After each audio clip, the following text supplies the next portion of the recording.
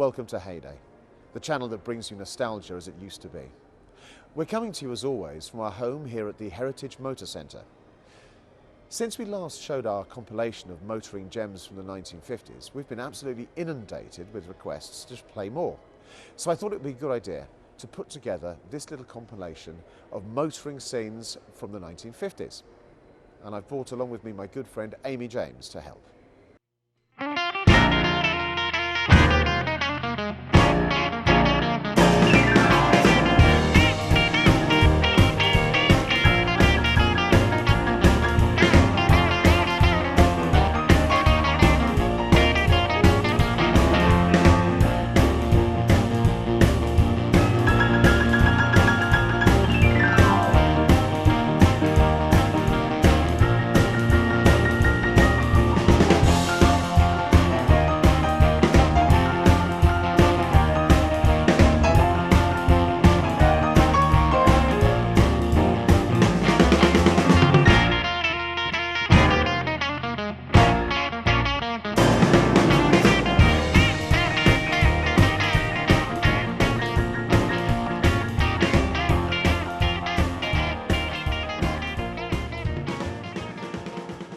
Thanks, Simon.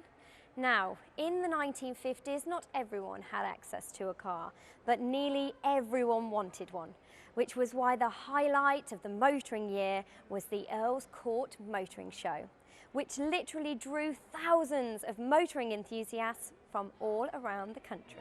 This year, there are plenty of new ideas out of old stables, including Daimler's first two-seater drop-head coupe.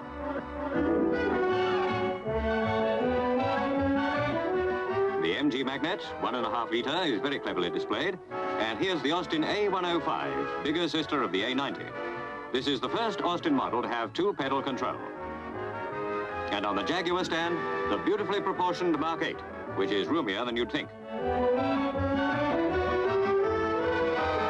Rover present the shape of things to come in their T3 gas turbine.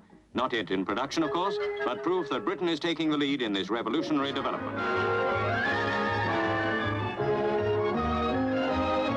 The Singer Gazelle is closely related to its stable companions, the Hillman Minx and Sunbeam Rapier. The Earl's Court Motor Show was where the new models were unveiled, and also the cars. But also it was where the future of motoring collided with the present. From America comes the Buick Centurion, a very opulent-looking car, at present for display only. The makers don't even hint at a price. It has everything, except oddly enough a steering column. The steering is remote control.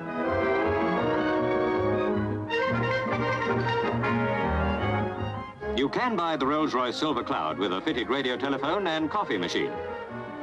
What are you waiting for? Bring out your checkbooks.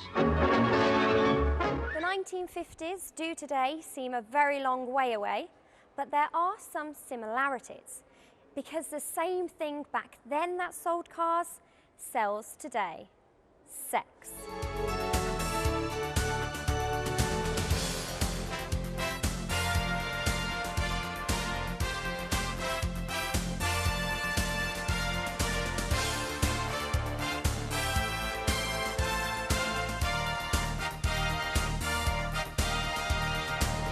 This was still a time when the individual could make a mark.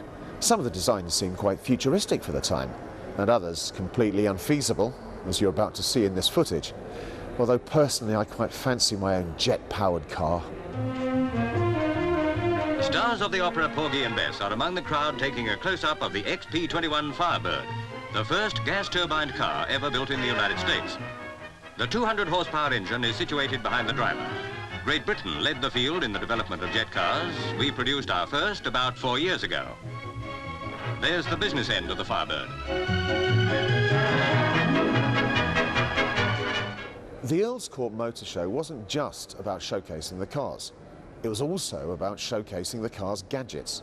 James Bond would have loved it. And of course some of these gadgets have become commonplace, like television in cars. But some of them were never going to work. The shape of the future is the Lincoln X100, an experimental model. Those are tail lamps, not jets. Now watch this, a drop of water on the roof, and there you are, automatically snug as a bug in the car of tomorrow. A new adjustable steering wheel was highly praised, and so was this toy car made by Welsh miners.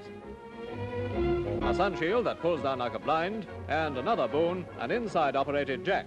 Just one more British idea that's pulling in the...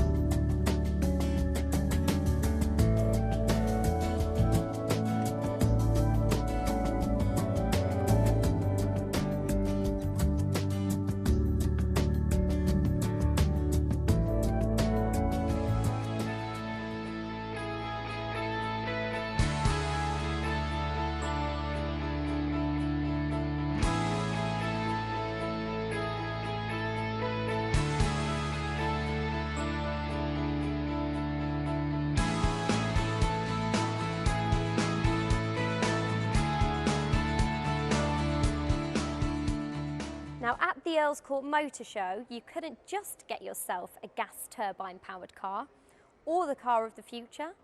You could also get yourself a caravan. Oh yes, and we have the footage to prove it. The new Barclay Caravan has a sunroof. It's a two-decker deluxe job. Costs quite a bit, of course, but look what you get for your money. The home cruiser on an Austin chassis gives caravan comfort without having to tow anything. Plenty of headroom and an excellent cooker. No need to worry if hotels are full. The smallest caravan can be towed by a bubble car. Apparently roomy enough, in fact, a marvel of space saving. Mind your head when you get out. But if you do hanker for something a shade larger, there's the Beverly Supersize, bigger than some flats. With a full-size bathroom, a single bedroom and a large double, the Beverly really does amount to home comfort on the road. The Earls Court Motor Show was a showcase for every car manufacturer in the country. Some of those manufacturers have continued to be household names. Sadly, some of them have fallen by the wayside. The Westminster replaces the Hereford and costs about £50 less. In other words, about £790. Now the Deluxe Hillman Minx with a new overhead short-stroke engine. Its price, including purchase tax, is £681. About 40 brand new models are on show, including the Jensen 541, which has an all-plastic body and can clock a good 100 miles an hour. On now to the Lanchester Sprite, the first British car to do away with gear changing. There's a selector lever on the steering column and two control pedals. The Morris Oxford Traveller, priced at £822, is the latest thing in shooting brakes. The interior can quickly become a flat-floored loading bay. The Mercedes 300 two-seater coupe is one of the German exhibits. Points of appeal include the petrol injection engine and a top gear that can cope with a 15-mile-an-hour crawl or top the 165-mile-an-hour mark.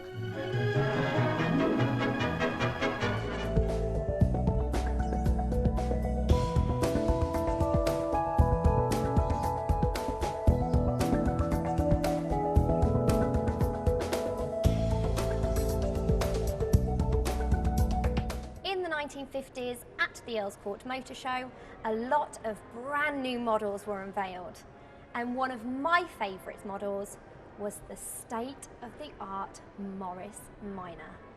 Morris feature the Minor four-door saloon with the Ford Consul, the cheapest at the show, if you can get one. The world of the 1950s was a completely different world to the world we face today. Today, there is an excess of cars. If you want one, you can go and buy one. They're two a penny. But back in the 1950s, that wasn't the case at all. A lot of the emphasis of British car manufacturers was put on exporting cars. There was a shortage of steel. And if you wanted a car, you might not get one. You'd be put on a waiting list. And you might be waiting for up to 6 years. I'm still waiting for my Morris Minor. Yes, the Jaguar, one of the sleekest speedsters in the show. It's one of the many British cars that has won a high reputation overseas for perfect craftsmanship and design. Now a novelty, the Singer SMX with the all-plastic body. But sorry, it's export only for quite a time yet. Going to the other extreme, how about the Rolls? So long as you've got to do without a car, why not do without the best? In spite of everything, British car builders once again put on a show to make your mouth water. The Vauxhall features a luggage boot that opens by press button and lifts at the touch of a finger. In fact, everything's made so easy that you've no excuse for not having a car, except that you can't get one. Now, motorsport back in the 1950s was still as popular as it is today. Now, although the cars didn't go as fast as they do today, it was far more dangerous. As nearly 300 entries converge on the Riviera from the 7 starting points scattered all over Europe. Snow and ice are a constant hazard on long stretches of the 2,500-mile journey. Here comes number 189, Rees and Davis's Ford Anglia.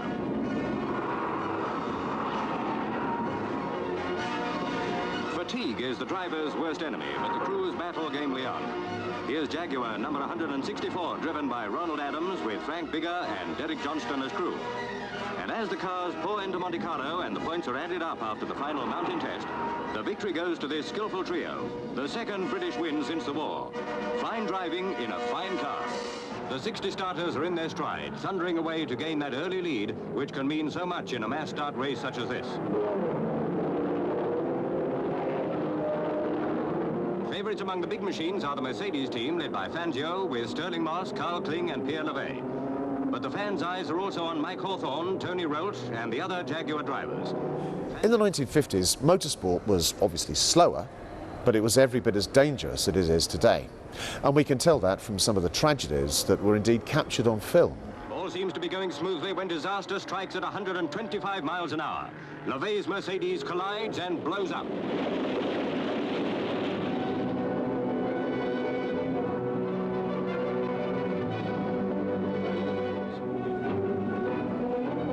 Mercedes was made partly of magnesium alloy, which blazes like a furnace. Lance Macklin's Austin Healey, hit by the doomed car before it crashed, is wrecked, but miraculously Macklin is unhurt.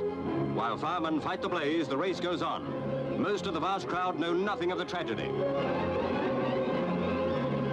Track marshals flag down drivers as they pass the Holocaust. Doctors, priests, uninjured survivors do their best. But 79 men, women and children are dead or dying in the worst disaster in motor racing history. The Mercedes team with a strong chance of victory withdrew from the race, and Mike Hawthorne's Jaguar wins by 5 laps. 13 of the finishers are British cars. A fine achievement overshadowed by an appalling tragedy. So that brings us to the end of part 1. Please join us in part 2 when we'll be bringing you more motoring gems from the 50s.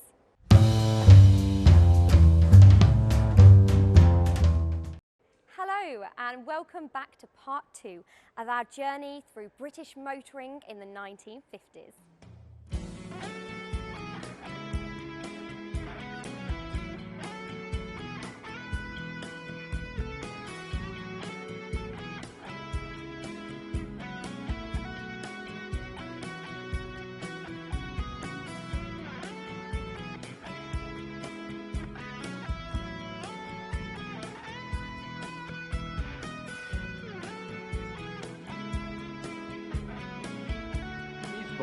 And road reliability trials start the day's events in the 4th annual rally, the town's most popular seasonal attraction.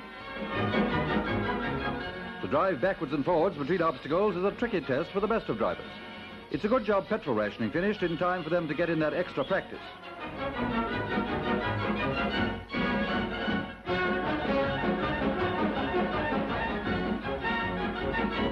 A sparkling finish to the day is provided at a midnight ball, as 40 cars drive in turn on the dance floor to compete in the Concours d'Elegance and make shining examples to all who own a car.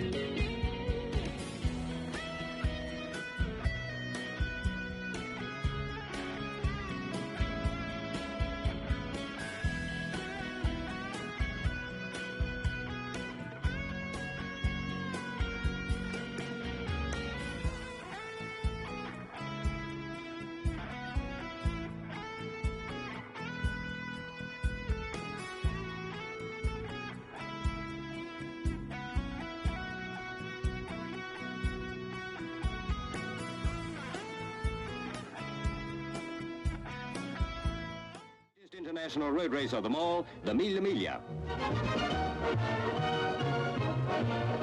Another Mercedes in the German team with English ace Sterling Moss at the wheel. And a third is driven by Carl Kling. Ahead of them are 1,000 miles of some of the toughest racing in the world, right across Italy. And here comes Moss, well out in front with the leaders. And Fangio is there too, followed by Italian Umberto Maglioli in a Ferrari. At the finish, just over 10 hours later, it's Moss who crosses the line to win in record time. Fangio comes second and Maglioli third, making Moss the first British driver ever to win this famous race. Throughout the 1950s, the Earl's Court Motor Show was the highlight of the year, where literally hundreds of thousands of people would descend upon the Earl's Court Motor Show to see the future of British motoring. The newest cars in the world are on show at Earl's Court. The new 2.4-litre Jaguar is a star attraction of the 1955 Motor Show, and so is the Cadillac La Espada. Though, unlike the Jaguar, this is not a production model. It's the only one there is made for exhibition purposes. Another new face from a famous stable is the latest MG, a revolutionary departure from the lines of one of Britain's most familiar sports cars. Estate cars attract much interest, like this Ford Squire or the bigger Humber Hawk. Modern estate cars more and more combine the advantages of a family saloon and a serviceable van. An interesting foreign exhibit is the Citroën DS19, another departure from long-established tradition. Rolls-Royce, as ever, managed to achieve lines of up-to-date beauty without sacrificing tradition, and certainly keep every comfort. How about Daimler, their oldest rivals?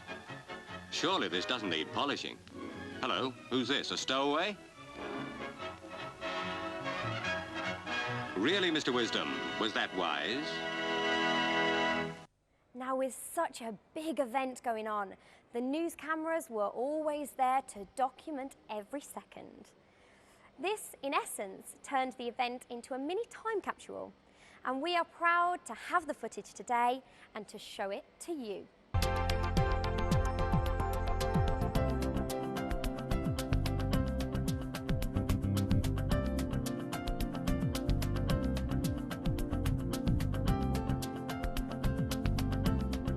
The 1952 Concorde d'Elegance had attracted many sparkling entries, from pre-war luxury to modern all-purpose cars. Entries for the Mermaid Trophy were judged for the most attractive combination of car and lady. The result was a dead heat, with two dazzling cars and elegant ladies sharing a glittering triumph.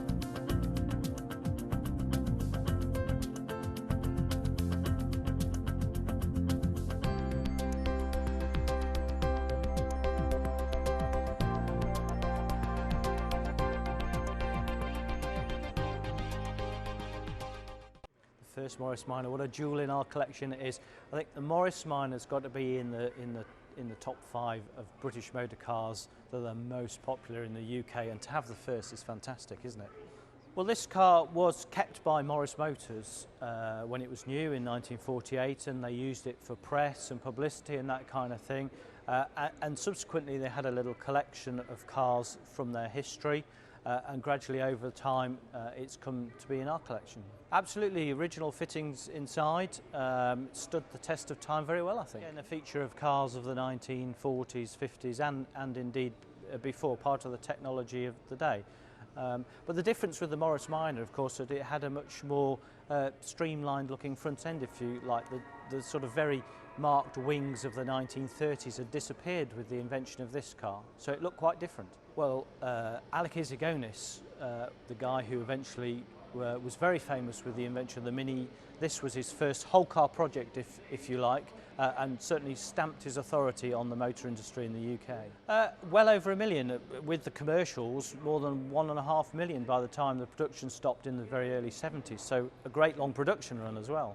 Yeah, the guys at the Cowley factory, the Morris factory near Oxford, needed something that was small enough to drive up and down the production lines in case there was a fire in the factory, so they had a special Morris Minor made to carry the equipment around the factory, just for the factory. Actually, we've got a number of varieties in our collection, including a convertible one. We've also got a post office van too, and a Traveller, of course, everybody's favourite picnic car, I guess.